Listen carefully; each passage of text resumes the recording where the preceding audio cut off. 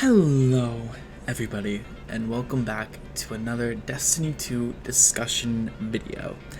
Today, we're discussing everybody's favorite, Iron Banner. Now, before we get too deep into the topics, I want to prefix this by saying, take this with a grain of salt, and any Bungie employee or Destiny player watching this, I say everything I say because I love this game, and I want it to be better. It's constructive criticism in a sense, although it can be taken in a different way, which is why I'm prefixing this. So this past week's Iron Banner released a new game mode called Fortress. For those of you that did not play, Fortress is a spiced up version of zone control. It's essentially the same thing. Kills don't mean anything, controlling those zones is literally everything. And there's a little bit more of a twist to it. So every once in a while, I think maybe once or twice a match, depending on how mollywopped the other team is getting, because there is a mercy rule, thank God. But there will be a zone that spawns somewhere in the middle of the map. It might be where the Trials of Osiris cap zone spawns, I'm not exactly sure. But the other three zones, A through C, will disappear while this zone is present. And basically, capping this zone gives you a multiplier, and it makes it so you gain a lot of points really fast. Now, some of you are going to see a problem with this immediately, because there's a huge problem with why this exists. If you hold this zone, there's a really good chance you're going to end up winning the match. And, well, people realized that early on.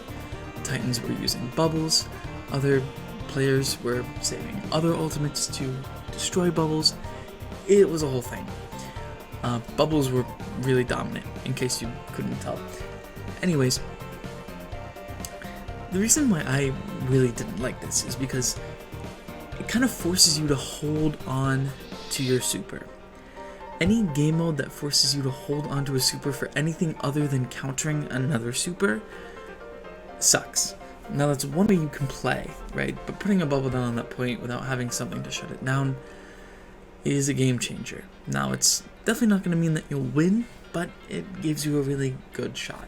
Also, Bungie, listen to me on this. Why would you force people to use Void or Stasis in order to get the Iron Banner challenge done? That's right, you had to use one of those two subclasses in order to get the pinnacles from it. Now granted, you don't have to get the pinnacles from it if you're already 1590, doesn't matter. But for people who play Iron Banner for mainly the pinnacles, which is one of its main, it's the reason people play, because it's very easy pinnacles, right? You can play, 18 Iron Banner matches for 4 or 5 pinnacles, or you can go do a raid, right? It's essentially the closest analogy to it. But you're going to force people to use specific weapons to get Crucible bounties done, Gunsmith bounties, and then you're going to force them to use a specific subclass. Me, I love using Solar in PvP. I love Trip Mine Grenades. I love the weighted throwing knife on Hunter. I love 6-shooter Golden Gun. It's my favorite super in PvP. When I'm in 6s anyways. So, why would you force people to do that, right? Just to get the pinnacle done. And most people are only going to do those matches and then be done. Not many people are going to come back and be like, oh, I'm going to play more. Some people, sure. Was I included in that group? Absolutely. I played a lot of Iron Banner because it's fun with your friends. Now, a lot of people in the main queue, not freelance, I can't even imagine what freelance was like during this week.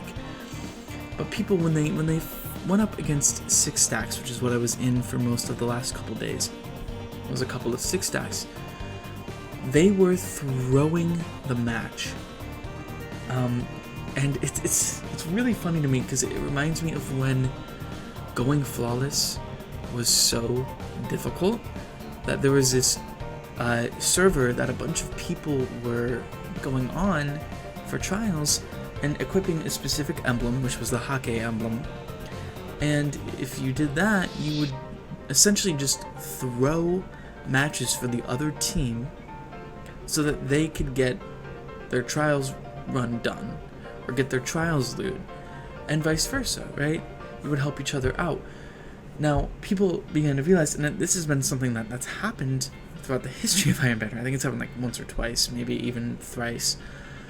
But people realized that it was quicker to throw the match than to play through an entire match and get progress. People were just like, okay, this game mode's not fun.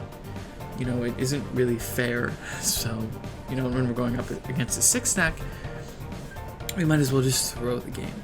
Now, it isn't really an inspiring attitude to have if you're a teammate, but, you know, I don't blame people because this game mode just wasn't rewarding. If you're a solo player, playing the objective, sure, it's, you know, might help you win, but if your teammates aren't playing the objective, they don't quite grasp the point of zone control, you're screwed. Like, you're done. You're gonzo. So it gets very frustrating, and some people were just like, I'm done. I'm just trying to get, you know, the title, or I'm trying to guild Iron Lord. So, like, what's the point of actually trying when all I have to do is play games and reset my rank? You can see the problem here, right? And, you know, let me be straight with you. The rewards for Iron Banner were really good, right? People often say it's not about the journey, or sorry, it's not about the destination, it's about the journey and the people you take with it, right? Or whatever, something like that. You get what I'm trying to say. Iron Banner is not just about rewards, it's also about playing the game, having fun. Well, this wasn't fun. It wasn't. The matches were stale. They were either one-sided, really closely contested, or, again, the other team just AFK'd through the entire match. And that's not fun. I think the auto rifle is going to be fun. As far as loot goes, like, that was worth it. Roar of the Bear with Incandescent, and it seems like it might be good for damage. It has a couple of really good rolls. I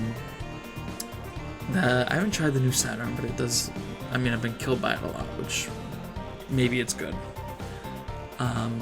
That's all I can really think of, though, for the loot. I mean, maybe there's another gun that's really good. The armor looks sick. Taken King Iron Banner armor. Chef's kiss. That's not how a chef's kiss, you know. Anyways, overall rating for this Iron Banner is like a 3. Like,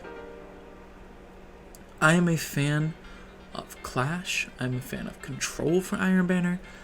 Rift in its new format might not be bad, but I don't know. I think it'd be really nice to just have regular classic Control or Clash Iron Banner next time around, because Fortress was horrible. I would rather stub my toe and then step on a Lego. Like, no joke. I still had fun though, because I was playing with friends. If I wasn't playing with friends and I had to solo grind this, it would have been a lot worse, for sure. But honestly, I probably would have just thrown the matches, like I'm sure a lot of people watching this video did. And I don't blame you. Anyways, let me know what your opinion is about Fortress and Iron Banner.